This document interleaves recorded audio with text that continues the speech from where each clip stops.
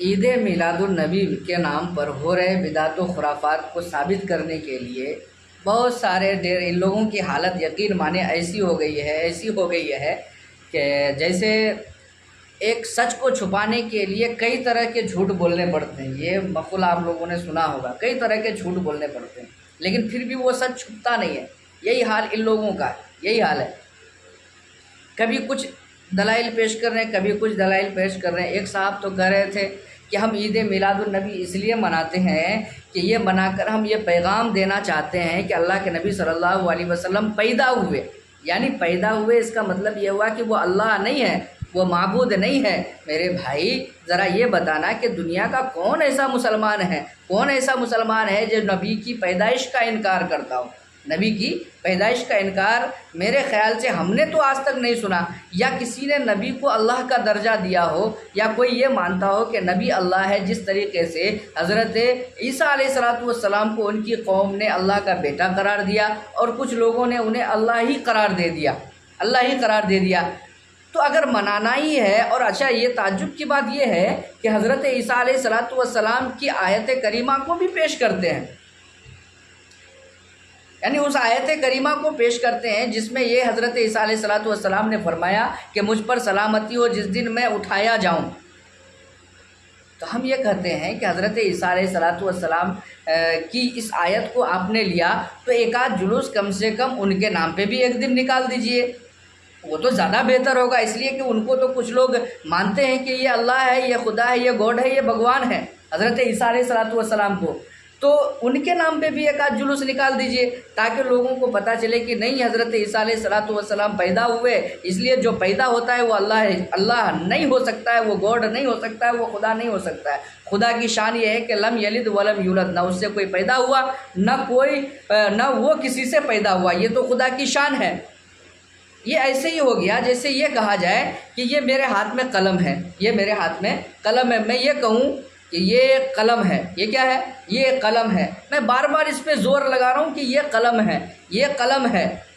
तो कोई सीधा साधा आदमी उठेगा कि भाई मुफ्ती साहब आप सठिया गए हो क्या? वो ये तो देख रहा है, इसकी बनावट बता रही है कि ये कलम है, इसकी लिखावट भी बता रही है कि ये कलम है। भाई बताना है तो ये ना बताओ कि इस कलम से लिखा जाता है। इस कलम का अदब ये है कि इसको कहीं ऐसी जगह पे ना रखा जाए इसकी जहाँ पर इसकी बेहुरमती हो। एक मस्जिद के सामने में खड़े होकर के कोई आदमी ज़ोर ज़ोर से चिल्लाए, ज़ोर ज़ोर से ये मस्जिद है, ये मस्जिद है, ये मस्जिद है, तो देखने वाला कहेगा कि बेवकूफ़ आदमी, ये मस्जिद है, मस्जिद का इनकार किया किसने? कौन है जो मस्जिद का इनकार करता है? इसका मीनार बता रहा है कि ये मस्जिद है, इसमें जो सफ़े पश्चिम जानिब बिछी हुई है ये बता रही है कि ये मस्जिद है, इसमें बना हुआ मिंबर ये बता रहा है कि ये मस्जिद है।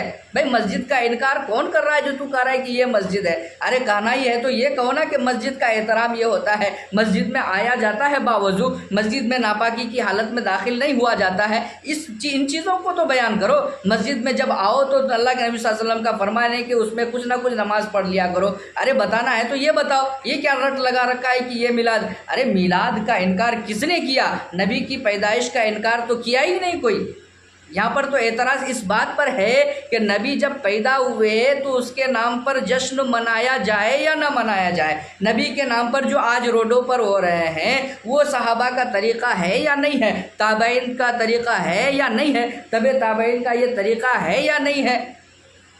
अगर ये सहाबा का तरीक़ा है, अल्लाह के नबी सल्लल्लाहु अलैहि वसल्लम के ज़माने में अगर ये हुआ है तो भाई एक आध रिवायत तो होगी। सहाबा का कोई अमल, वो नबी जिसने इंसानों को कंगी करने का तक तरीक़ा बताया, सोना कैसे है उसका भी तरीक़ा बताया, हत्ता के बैतुल खला के अंदर कैसे जाना है ये तरीक़ा बताया। जिस नबी ने इतनी सारी चीज़ें बताई हो, क्या उन्होंने ये वो ऐसा नहीं है कि वो ये नहीं बताते कि अल्लाह के नबी सल्लल्लाहु अलैहि वसल्लम की पैदाइश पर जश्न कैसे मनाया जाए? सहाबा किराम को नऊज़ बिल्लाहि मिन ज़ालिक क्या नबी करीम सल्लल्लाहु अलैहि वसल्लम से मोहब्बत नहीं थी? सहाबा किराम तो दौड़ पड़ते थे, अल्लाह के नबी थूकते थे, सहाबा किराम दौड़ पड़ते थे उनको लेने के लिए हाथों में।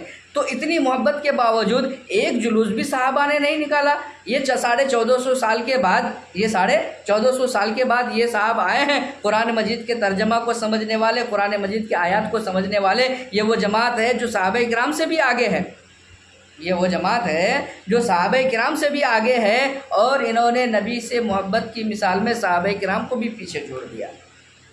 वाह क्या बात है। मैं जानता हूँ कि इसमें बहुत सारे पढ़े लिखे उलमा जो ईद मिलादुन्नबी में जश्न के कायल हैं, उन्हीं तबका उन्हीं मसलक के कुछ उलमा हैं सुलझे हुए पढ़े लिखे जो ये कहते हैं कि नहीं ये सब जो हो रहा है ये बिदात व खुराफात है। लेकिन इन सब को ईजाद करने वाले भाई आप ही हो।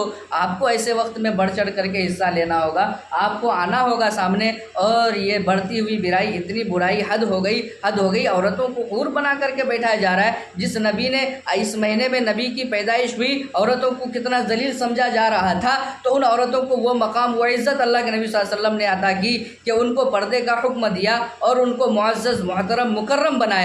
लेकिन आज उन्हीं के नाम पे हमारी औरतें निकाली जा रही हैं, औरतें रोडों पर चक्कर लगा रही हैं, औरतें रोडों पर जा कर के हूर की शक्ल में बैठ कर के और सारे के सारे लोग उनका तवाफ़ कर रहे हैं। ये क्या है? ये बेहयाई नहीं तो क्या है? हत्ता कि हमने ये भी देखा कि ईद मिलादुन्नबी का बैनर लगा करके अय्याशों को नचवाया जा रहा है। मस्जिद बगल में है, लोग डीजे पे थिरक रहे हैं, नाच रहे हैं। यकीनन हम जानते हैं कि सुलझे हुए लोग उस तबका के भी इसके कायल नहीं हैं। लेकिन इन सब की बुनियाद कहाँ से पड़ी? जो ही आपने आप जश्न के कायल हुए, ये सारी की सारी चीज़ें चलती आई। इसलिए हम कहते हैं कि बिदात का कोई पैर हाथ नहीं होता है। और बिदात एक ऐसी चीज़ है जो हर साल बच्चे देती है, यानी बिदात कभी बांझ नहीं होती है। और बिदात की पहचान ये है कि वो हर इलाके में अलग तरीके से अंजाम दी जाती है, इसलिए कि उसका सिरा तो सरकार दो जहाँ सल्लल्लाहु अलैहि वसल्लम से मिलता नहीं है। ये सबकी अपनी मनमानी है। उनको लगा कि ये भी अच्छा है, ये भी अच्छा है, ये हो जाना चाहिए, ये हो जाना चाहिए। ये देखने में भाई शरीयत का मदार हमारे अच्छा लगने या न लगने पर नहीं है, बल्कि शरीयत ने जिसको अच्छा कहा, जिसके अंदर हुस्न है, वो शरीयत की चीज़ है, उसके अंदर हुस्न है। और जिसको शरीयत ने नकार दिया या जिसके बारे में शरीयत के अंदर कोई तफसील नहीं है, आप नाक रगड़ के मर जाएं कि उसके अंदर हुस्न है। आपको देखने में चाहे जितना भी अच्छा हो, आप उसको अपनी मनमानी के लिए, अपने शौक़ पूरा करने के लिए कर सकते हैं। लेकिन जब आप उस पर सुन्नत का लेबल लगाएंगे, न करने वाले को गुस्ताख रसूल ठहराएंगे, तो यकीनन एतराज़ तो होगा, दलील भी मांगी जाएगी। दलील मांगने पर आपको परेशानी नहीं होनी चाहिए।